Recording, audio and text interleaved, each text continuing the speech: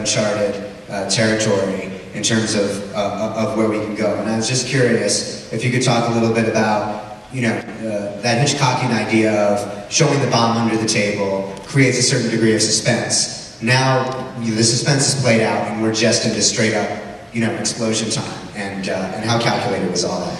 You know, it's one of the questions. So many questions you ask yourself when you're breaking these kind of stories, or when you're writing a movie script, or writing a novel, or a play, or whatever. I mean, you ask yourself,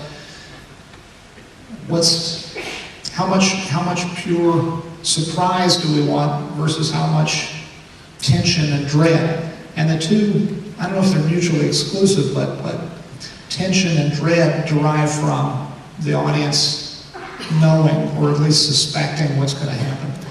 Pure, unadulterated surprise comes from literally not being able to guess what happens next. And I'm jumping all around here. I'm trying to make a cogent point. This is going to sound like a weird aside, but I think about, I talk a lot about the final episode of one of my favorite TV shows ever, MASH. And MASH has implicit within its first episode, and indeed all of its episodes, the ingredients for that final episode. This is a show, on its face, it's about a bunch of people who don't want to be where they are. They want to go home. And in the last episode, they go home. And there's nothing really surprising about the final episode of MASH. There's some wonderful little Klinger stays. Yeah, that's ironic. Okay, that is surprising. That is ironic. But it's not such a good final episode because it is full of twists and turns and surprises. Rather, it is satisfying, at least to me it was, because it's the thing that I wanted to see all along, on some level. So we ask ourselves a lot in the writer's room, what constitutes the proper ending for this particular TV show? Every TV show, every movie, everything has got its own proper ending that you hope you can arrive at, you know, when you're plugging away on these things. So we ask ourselves a lot, is the best possible ending for Breaking Bad one of unadulterated surprise, or is it giving the audience something that they kind of expect?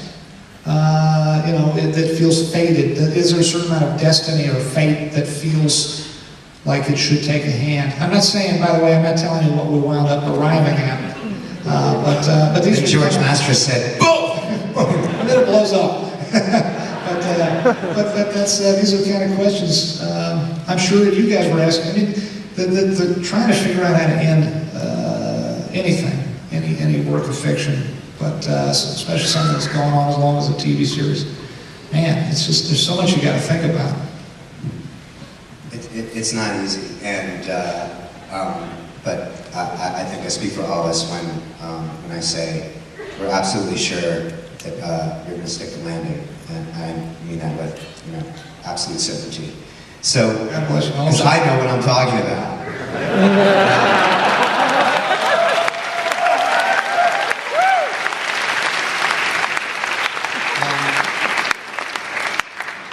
So, I want to talk a little bit about the end, because we're coming to the end of this chat, which has been incredible.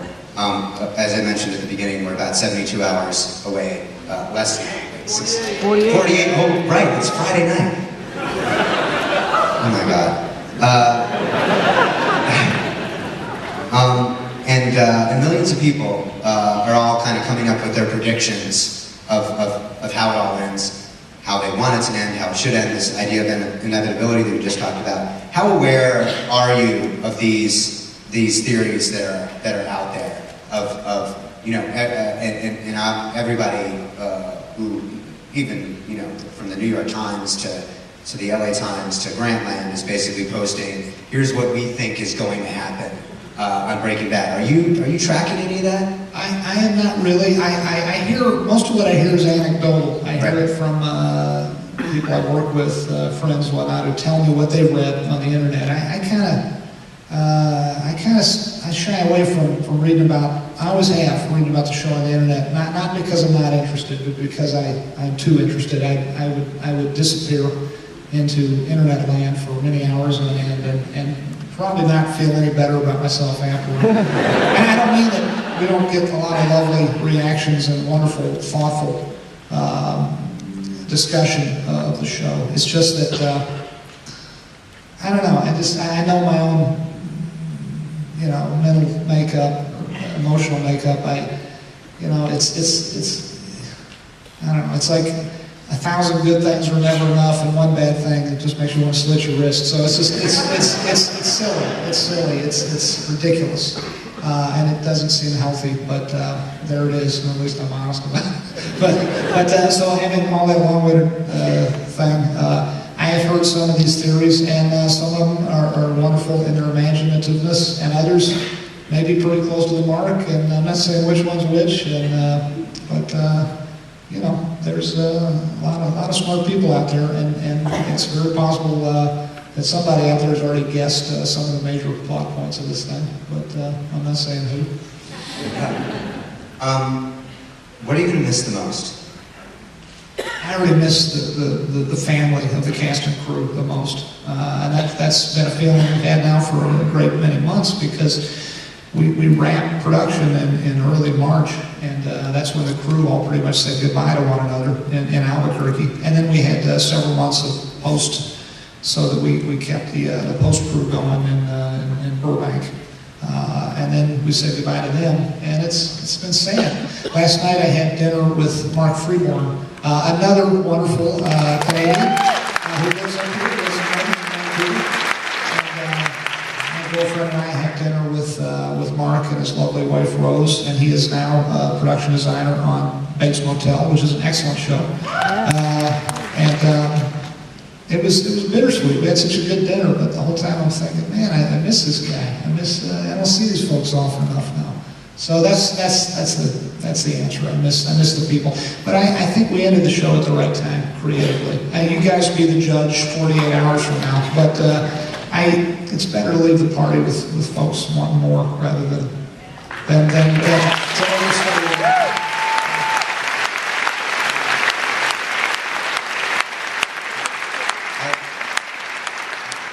I think that I can speak for most of the people in this room when I say I don't want it to end, but I'm ready for it to end. Mm-hmm.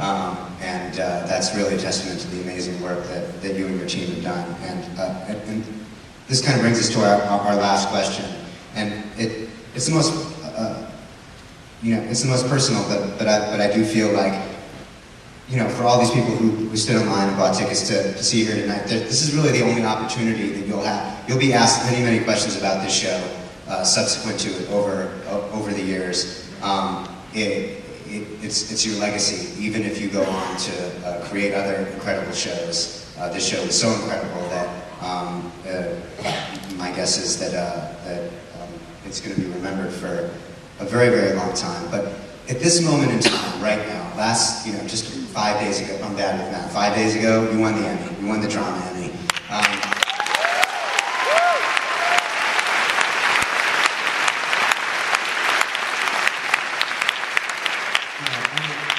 In typical, Vince fashion, although all of us were absolutely convinced that was the only outcome that should occur, you seemed really surprised and flustered and modest about it. And the first thing that you said when you got up there and you mentioned all the other shows and talked about the golden age of TV, and so that happened, and that's incredible. And there's still another season of eligibility, but it was a great celebration. And now here we are, 2 days away from the show ending.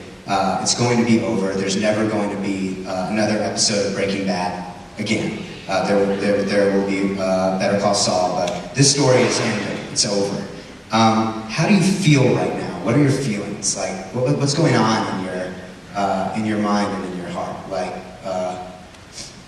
I'm thankful to all of you folks for showing up here, and it's hard to get you. I'm trying to put it into words properly. It's hard to take it all in. I mean, I look out, I see 1,800 fans of the show that in the early days I did not think had a chance of going on the air, and then when it went on the air, I did not think it had a chance of lasting past maybe a season or two at the most. I did not foresee any of this coming. I didn't foresee the Emmy. And it's hard to take it all in. I'm trying to think of the right analogy, and I should be able to, because that's what I do for a living, is make up analogies. don't feel like I'm completely processing it, even though I've had several months now, a great many months in fact, to process it. But it's it's like I don't know. I can't see the forest for the trees, but it's I don't know. It's but I thank all of you for making this show a hit. You folks and folks all around the world who have embraced this show. None of us we did it for ourselves. I'm not going to say we're not selfish, but we did it for you as much as we did for us, because it's fun to make people happy and it's fun to satisfy them. And I hope 48 hours from now we did just that, because it means the world to us to end this thing right and to stick the landing, as you say, and to satisfy the fans of the show who got us to this place. And it's just, I just want to thank you. Well, I